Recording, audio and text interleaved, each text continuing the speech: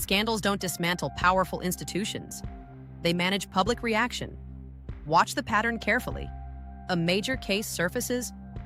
Documents exist for years. Allegations circulate in smaller circles. Independent journalists discuss it. Court filings sit publicly accessible. And most people never notice. Then suddenly, years later, the story explodes into mainstream headlines. Panel discussions, breaking news banners, viral clips. And the public reacts as if it's brand new. But it isn't new, it's delayed. Take the Epstein case. Court documents and investigative reporting existed long before mainstream saturation.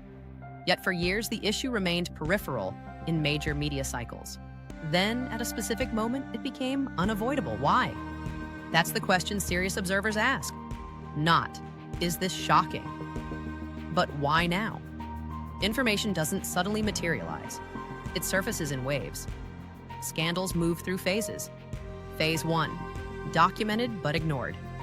Phase 2, contained within limited coverage.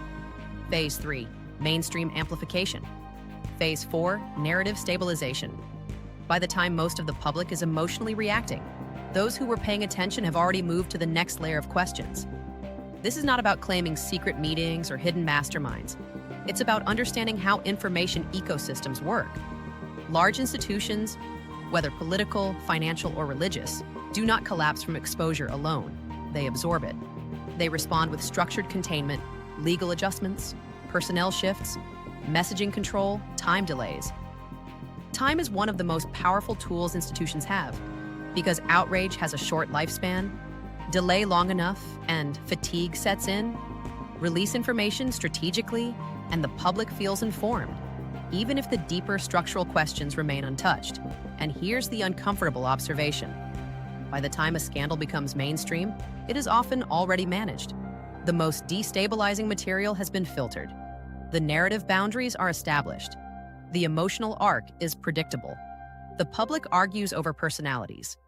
The structure remains intact. In Origin of the Blood, I examine this pattern historically. Not just one case, not just one institution, but the broader architecture of how power survives exposure. Because exposure alone is not dismantling, it is pressure. And pressure forces reorganization. Institutions built over decades, sometimes centuries, are not erased by headlines. They are layered systems, legal shields, financial reserves, advisory networks, influence pipelines. When one figure falls, another steps forward. When one narrative collapses, another replaces it. The deeper question is not, is this scandal shocking? It is, what structure made it survivable? And perhaps more importantly, what else is occurring beyond the spotlight? That question does not require paranoia. It requires pattern recognition. History shows that public attention is often directed toward what is safest to confront.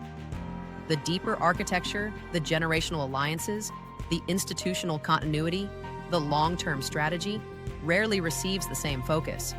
Because structure is harder to dramatize than scandal. Scandals dominate cycles. Systems endure them.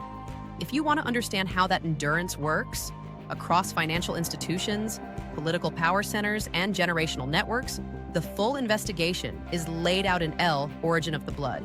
Don't just react to headlines, study the architecture behind them. Because power rarely collapses under exposure. It reorganizes and continues.